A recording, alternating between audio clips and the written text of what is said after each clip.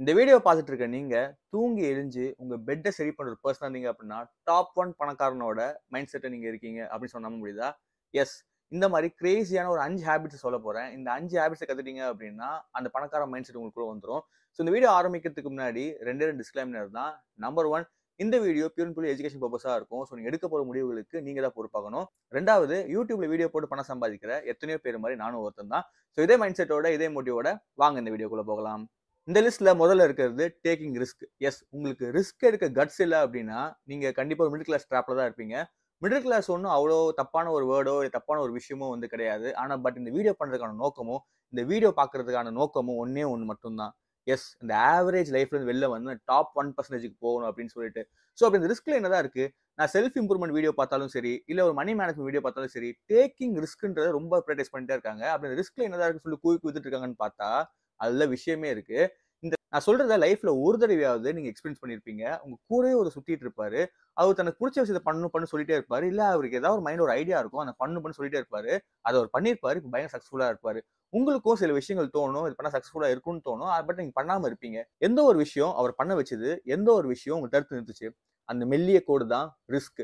S, உங்களுக்கு calculated amount of risk எடுக்க தெரியல அப்டின்னா, நீங்க கண்டிப்பா வாழ்க்கையில முன்னேறவே முடியாது. நீங்க வாழ்க்கையில சாதிச்ச எத்தனை பேர் பார்த்திருக்கலாம். அவங்க எல்லாருமே இந்த ரிஸ்க் கடந்து தான் வந்திருப்பாங்க. இது பேர் வந்து கால்குலேட்டட் அமௌண்ட் ஆஃப் ரிஸ்க்ன்னு சொல்லிட்டு இங்கிலீஷ்ல அழகா ஒரு வாக்கியம் சொல்லுவாங்க. அது என்னடா கால்குலேட்டட் அமௌண்ட் ஆஃப் ரிஸ்க் அப்டின்னா, ஒரு இண்டிவிஜுவலுக்குமே இவ்ளோ அமௌண்ட் ஆஃப் ரிஸ்க் எடுத்தா சேஃப் அப்டின்னு தோணும் தெரியுமா? அதுதான் வந்து கால்குலேட்டட் அமௌண்ட் ஆஃப் ரிஸ்க். அந்த எண்ட் பாயிண்ட் வரைக்கும் நீங்க போய் பார்த்துட்டு வந்துட்டீங்கன்னு வச்சுக்கோங்களேன், நீங்க கண்டிப்பா வந்து சக்சஸ்ஃபுல் தான். வெளிநாடுகள்ல சால்மன் அப்படின்னு சொல்லப்படுற ஒரு மீன் வகை இருக்கு. அந்த மீன் எப்பவுமே ஒரு ஏரி, குட்டை அதுக்குள்ள சுத்திட்டு இருக்கும். ஆனா இன்னும் பெருக்கணும் வந்துட்டா, தன்னோட சந்தையை வளர்க்கணும்னு ஆசைப்பட்டுச்சு அப்படின்னா, அந்த குட்டையில இருந்து வெளில வந்து கடலுக்கு நேரா வந்து பயணம் போகும். மைல் கணக்குல வந்து பயணம் போகும். போற வழியில கரடிகள் இருக்கும், கழுகுகள் இருக்கும், தான் சாப்பிடுற இரைகள் எல்லாமே அங்க இருக்கும். ஆனா செத்தாலும் பரவாயில்லடான்னு சொல்லிட்டு கடலுக்கு நேரா போகும். கடலுக்கு போனதுக்கு அப்புறம் கதையே வேற. யூசுவலா சால்மன் மீனோட சைஸ் இவ்வளவுதான் இருக்கும். ஆனா கடலுக்கு போனதுக்கு அப்புறம் சைஸ் இவ்வளவு பெருசா மாறும். தன் சுற்றுச்சூழலுக்கு ஏத்த மாதிரி அதை மாத்திக்கும். மாத்திட்டு பிரீட் பண்ணும். சந்ததியை வளர்த்து முடிச்சுட்டு முட்டை போடுறதுக்கு எங்க தெரியுமா வரும்? திரும்பி மறுபடியும் ஏரிக்கு தான் வந்து திரும்பி வரும். ஏரிக்கு திரும்பி வரும்போது இன்னொரு கதை அங்க இருக்கும். அது கூடயே இருந்த சில மீன்கள் அந்த குட்டிய விட்டு வெளில வராம இருக்கும் தெரியுமா? அது சைஸ் அப்படியே தான் இருந்திருக்கும். ஆனா இந்த மீன்கள பார்த்தா தெறிச்சுட்டு ஓடும். ஓகேங்களா? ஒரு மீன் எடுக்கக்கூடிய ரிஸ்க் கூட ஒரு மனுஷன் எடுக்கலன்னா, அப்புறம் லைஃப் என்னங்க? ஸோ நீங்க வாழ்க்கையில சாதிக்க முடிவு பண்ணீங்க அப்படின்னா, நீங்க கால்குலேட்டட் அமௌண்ட் ஆஃப் ரிஸ்க் எடுத்து தான் ஆகணும். அது மட்டும் இல்லாம போற இடத்துல என்னென்ன ரிஸ்க் இருக்கு, என்னென்ன விஷயங்கள் இருக்கு, எல்லாம் தெரிஞ்சுட்டு உள்ள இறங்கி தான் ஆகணும். நீங்க யோசிச்சிட்டே இருந்தா கடைசில யோசிச்சிட்டே இருக்க வேண்டியது தான். வாழ்க்கையில முன்னேறணும்னு ஆசைப்பட்டீங்க அப்படின்னா, அந்த மீன் மாரி ரிஸ்க் எடுத்து தான் ஆகணும். அந்த மீனுக்கு 2டே ஆப்ஷன் தான். குட்டிய விட்டு வெளில வரணும். வெளில தர தெரிஞ்சது அப்படின்னா திரும்பி உள்ள வந்துரணும். ஆனா கடல் தெரிஞ்சது அப்படின்னா உள்ள குதிக்கணும். அவ்வளவுதாங்க. லைஃபே அவ்வளவுதான். ஒருவேளை நீங்க வாழ்க்கையில முன்னேற ஆசைப்பட்டீங்க அப்படின்னா, take calculated amount of risk. ஓகேங்களா? 2வது பார்த்தீங்க அப்படின்னா, மைண்ட் செட் தான். எஸ், ஒரு மிடில் கிளாஸோட மைண்ட் செட் எப்படி இருக்கும்னு பார்த்தீங்க அப்படின்னா, ஒரு எண்ட நோக்கி ஓடிக்கிட்டே இருக்கும். அதாவது போதும், இவ்வளவுதான், சரி போதும். போதும்ன்றது தப்பு கிடையாது. போதும்ன்றது ஃபுல் ஸ்டாப்பா இருக்கக்கூடாது. போதும்ன்றது கம்மாவா இருக்கணும். நான் சொல்றது புரியலல்ல? இதுவே நீங்க பணக்காரனோட மைண்ட் செட் பார்த்தீங்க அப்படின்னா எப்படி இருக்கும் அப்படின்னா, ஒரு டார்கெட்ட நோக்கி ஓடிட்டே இருக்கும். அதாவது அவர் ஒரு இலக்க ஃபிக்ஸ் பண்ணியிருப்பாரு. அத நோக்கி ஓடிட்டே இருப்பாரு. அந்த இலக்கு முடிஞ்சதுக்கு அப்புறம் ஓகே, ஒரு சர்டன் அமௌண்ட் ஆஃப் கேப் எடுத்துட்டு, அடுத்த இலக்க நோக்கி ஓடிட்டே இருப்பாரு. இது பேர் தான் டார்கெட் மைண்ட் செட் அப்படின்னு சொல்லுவாங்க. So target mind set achieve பண்றதுக்கு என்ன பண்ணணும் அப்படின்னா, நெறைய விஷயங்கள் நீங்க படிக்கணும். நெறைய விஷயங்கள் கத்துக்கணும். எஸ், ஒரு பணக்காரன் எப்பவுமே வந்துட்டு அதிகமா தான் மேல இன்வெஸ்ட் பண்ணிக்கிட்டே இருப்பான். நம்ம நெனச்சுட்டு இருக்கோம். ஓகே, பணம் தான் இன்வெஸ்ட்மென்ட். பணம் இருந்தா நம்மளுக்கு திருப்பி வரும்னு. பணத்த வச்சுட்டு ஒண்ணுமே பண்ண முடியாது. சரிங்களா? ஸ்கில்ல வச்சு தான் பணம் மேக் பண்ண முடியுமே தவிர, பணத்த வச்சு பணம் மேக் பண்ணவே முடியாது. சரிங்களா? ஷேர் மார்க்கெட் அப்படிதான் இயங்கிட்டு இருக்கு. நீங்க ஒரு ஷேர வாங்குற அப்படின்னாலே ஒரு கம்பெனிய வாங்குறீங்கன்னு தான் அர்த்தம். அந்த கம்பெனி உழைக்குது, உங்களுக்கு காசு கிடைக்குது. சரிங்களா? உங்க மைண்ட் செட்ட மாத்துனா மட்டும் தான் இந்த மிடில் கிளாஸ் ட்ராப்ல இருந்து வெளில வர முடியும். சிம்பிள். உங்க மைண்ட் செட்ட டார்கெட்டிங் மைண்ட் செட்டா மாத்துனா என்ன நடக்கும்னு நான் சொல்லவா? நீங்க என்ன பண்ணுவீங்க அப்படின்னா, புதுசு புதுசான விஷயங்கள் கத்துக்க ஆரம்பிப்பீங்க.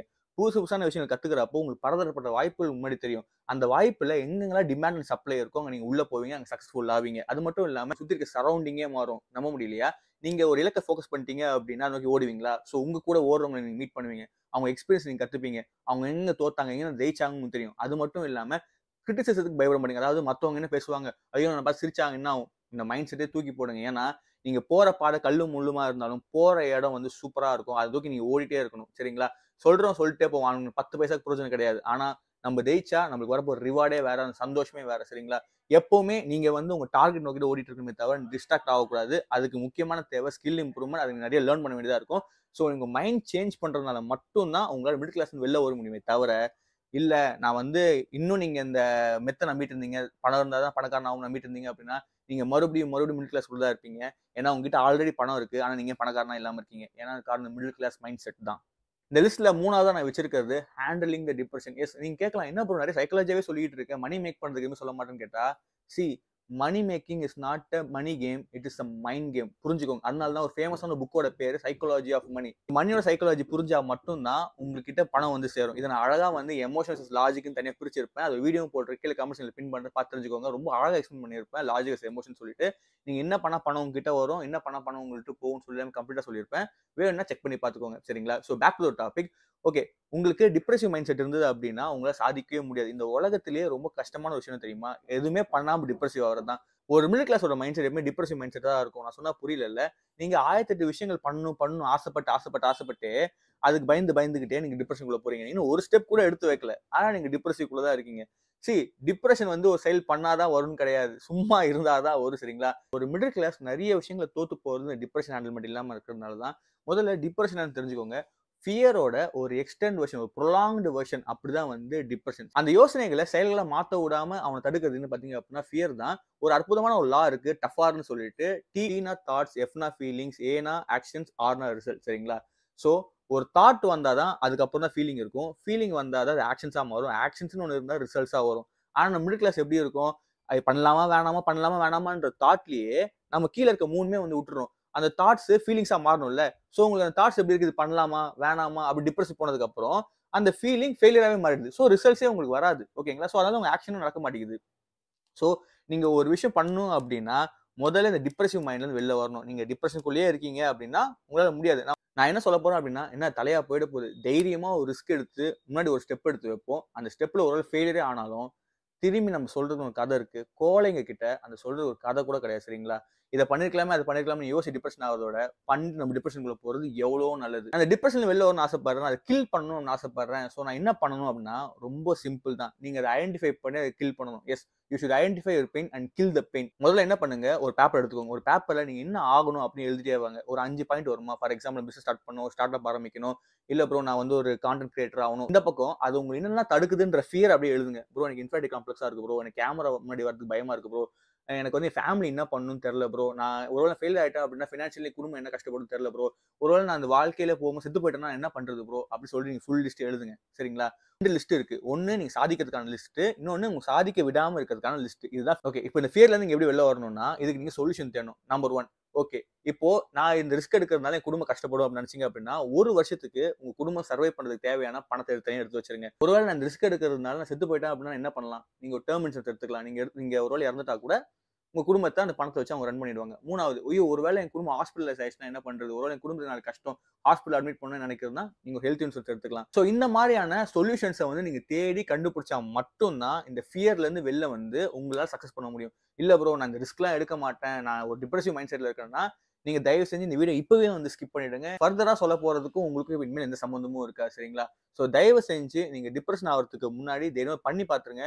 நீங்க பண்ணிட்டீங்க அப்படின்னா, அது எவ்வளவு சுலபமான காரியம்னு உங்களுக்கே தெரிஞ்சிரும். இந்த லிஸ்ட்ல 4வதா இருக்குது ஐடென்டிஃபை யுவர் ஃபெயிலியர்ஸ். எஸ், ஒரு மிடில் கிளாஸோட மைண்ட் செட் எப்பவுமே சக்சஸ் நோக்கி தான் இருக்கும். ஆனா ஒரு ரிச் மேனோட மைண்ட் செட்டுமே ஃபெயிலியர்ஸ் நோக்கி இருக்கும். சொன்னா புரியல, ஒரு மாதிரி கான்ட்ரோவர்சியா இருக்குல்ல. நான் கிளீனா எக்ஸ்பிளைன் பண்றேன். இந்த உலகத்துல சக்சஸ் ஆவறதுக்கான வழிகள் கோடி வழி இருக்கு. சரிங்களா? ஆனா ஃபெயிலியர் ஆவறதுக்கான வழி 15 வழிகள் தான் இருக்கு. சொன்னா நம்ப முடியுதா? நம்ப முடியல. நான் உங்களுக்கு புரியுற மாதிரி சொல்லவா? ஒருவேளை நீங்க சக்சஸ்ஃபுல் ஆகணும்னு நினைச்சிட்டீங்க அப்படின்னா, அந்த கோடி வழிகளுக்குள்ள தானே உங்களோட வழி என்னன்னு தேடிட்டே இருப்பீங்க. ஆனா நீங்க தேடி முடிக்கிறதுக்குள்ள உங்க ஆயுசே முடிஞ்சிரும். ஆனா இதுவே இந்த பக்கம் பார்த்தீங்க அப்படின்னா, ஃபெயிலியர் ஆவறதுக்கு 15 18 வழி தான் இருக்கும். அத நீங்க தூக்கி எறிஞ்சிட்டீங்க அப்படின்னா, நீங்க சாதிக்கிறதுக்கான ஏதோ ஒரு வழிக்குள்ள ஆட்டோமேட்டிக்கா உள்ள போயிருக்கீங்க. நீங்க தேடணுன்ற அவசியம் கிடையாது. அது உங்களுக்கு தேடி கண்டுபிடிச்சிரும். ஓகே, நீங்க எப்பவுமே ஒரு விஷயத்த ஆரம்பிக்கிறதுக்கு முன்னாடி சக்சஸ விட ஃபெயிலியர் எப்படி ஆகும்? இல்ல எங்கெங்கெல்லாம் ஃபெயில் ஆகும் தெரிஞ்சுட்டாங்க அப்படின்னா, அத நீங்க எலிமினேட் பண்ணிட்டாலே, நீங்க ஆட்டோமேட்டிக்கலி சக்சஸ்குள்ள தான் இருக்கீங்க. நீங்க அத தேடி போகணுன்ற அவசியமே கிடையாது. நான் மறுபடியும் சொல்றேன். நீங்க இந்த மாரியான ஒரு மைண்ட் செட்ல இருந்தா மட்டும் தான் சக்சஸ் பண்ண முடியும். நான் சொல்லும்போது யோசிக்கலாம், என்னடா இது பைத்தியக்காரத்தனமா சொல்றேன்னு சொல்லிட்டு. பட் ஸ்டில் இதுதான் ரிச் மேனோட மைண்ட் செட். நம்ம எங்கெல்லாம் பைத்தியம்னு சொல்றோமோ அங்க பணமாக்கிட்டு இருக்காங்க. சோ நான் இந்த லாஸ்லாம் யூஸ் பண்ணி நான் ஒரு பிசினஸ் ஆரம்பிச்சேன். பெர்ஃப்யூம் பிசினஸ் ஆரம்பிச்சேன். அது பயங்கர சக்சஸ்ஃபுல்லா போச்சு. சோ அந்த வீடியோவும் கீழ டிஸ்கிரிப்ஷன்ல லிங்க் தரேன். இல்ல கமெண்ட் செக்ஷன்ல பின் பண்ணி பார்த்து தெரிஞ்சுக்கோங்க. நான் ரொம்ப அழகா எக்ஸ்பிளைன் பண்ணிருப்பேன். எவ்வளவு கஷ்டப்பட்டேன் எல்லாமே. சோ தயவு செஞ்சு நீங்க ஒரு ரிச் மேன் மென்டாலிட்டிக்குள்ள வரணும்னு ஆசைப்பட்டீங்க அப்படின்னா, நீங்க ஃபெயிலியர்ஸ் ஐடென்டிஃபை பண்ணி தூக்கல அப்படின்னா உங்களால சக்சஸ்ஃபுல்லா போகவே முடியாது. லிஸ்ட்ல 5வதும் கடைசியும் முக்கியமான ஒரு விஷயத்த சொல்ல போறேன். Hard work. எஸ், நான் மேல சொல்லப்பட்ட அந்த 4 பாயிண்ட்டுமே ஒர்க் ஆகணும்னு ஆசைப்பட்டீங்க அப்படின்னா, நீங்க கண்டிப்பா ஹார்ட் ஒர்க் பண்ணி தான் ஆகணும். கவலைப்படாதீங்க. இந்த உலகத்துல உங்களுக்கு திறமை இல்ல, இல்ல என்கிட்ட வந்து பணம் இல்ல அப்படின்னு சொல்றவங்க சொன்னா சொல்லிட்டு போட்டோம் சரிங்களா?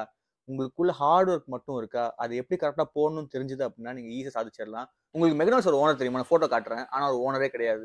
அவரு மெக்டானல்ட்ஸ வாங்குனவரு. இதுக்கு முன்னாடி அவர் என்ன பண்ணிட்டு இருந்தாரு அப்படின்னா, போயிட்டு இந்த காஃபி மேக்கர் மிஷின்லாம் இருக்கு தெரியுமா? ஜூஸ் மேக்கர், காஃபி மேக்கர் மிஷின்லாம் வந்து வித்துட்டு இருந்தாரு.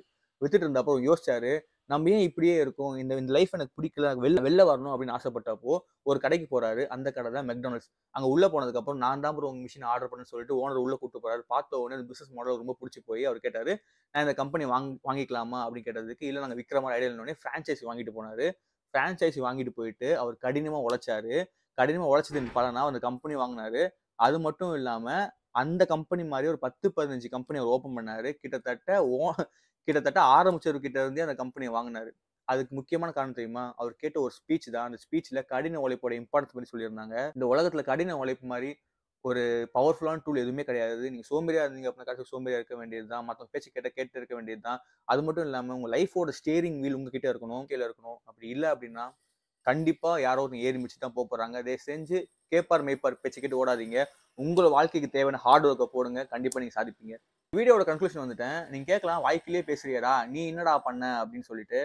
நான் ஒரு விஷயம் பண்ணேன். என்னன்னா, நான் என் வேலைய விட்டுட்டேன். எஸ், எனக்கு வந்து சிங்கிள் மதர் தான். நான் தான் எங்க அம்மாவ பார்த்துக்கணும்.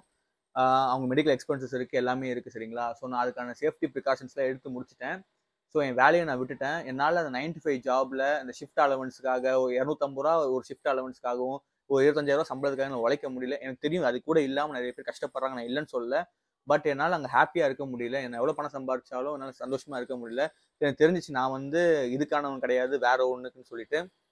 ஸோ நான் கம்ப்ளீட்டா யூடியூப் வந்து ஃபுல் டைம் எடுக்க போறேன். அது மட்டும் இல்லாம கொஞ்சம் எக்ஸ்பென்சஸ்க்காக சில இதர வேலைகள்லாம் செஞ்சுட்டு என் வாழ்க்கைய பில்ட் பண்ண போறேன். ஸோ நான் என்ன வாழ்க்கையில கஷ்டப்படுறேன்? நான் எப்படி வாழ்க்கையில முன்னேறேன் அப்படின்னு சொல்லி நீங்க பார்க்கணும்னு ஆசைப்பட்டீங்கன்னா, கீழ சப்ஸ்கிரைப் பட்டன் பக்கத்துல என் பேர் இருக்கு தெரியுமா? அதான் என் பேரு. அத பார்த்துட்டு மேல கமெண்ட் புடிச்சிருந்தது அப்படின்னா சப்ஸ்கிரைப் பண்ணிக்கோங்க. We meet in next video. Bye bye.